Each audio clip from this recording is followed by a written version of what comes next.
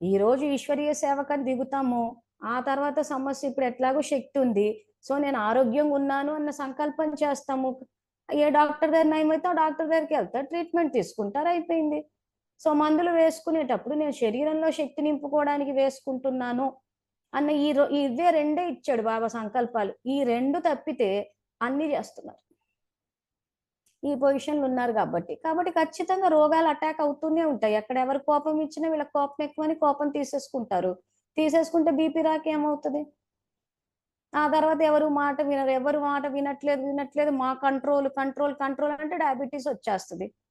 భయపడతారు. ఆ తర్వాత హార్ట్ ప్రాబ్లం వస్తుంది, నియమాలను అసహించుకుంటారు, క్యాన్సర్ వస్తుంది, ఎవరైనా మాటలు పట్టుకొని కూర్చుంటారు, జాయింట్ పెయిన్స్ వస్తాయి. ఇంకోటి తర్వాత ఒకటి ఎందుకు, ఇదిగో బయటకు వచ్చేసాం కాబట్టి.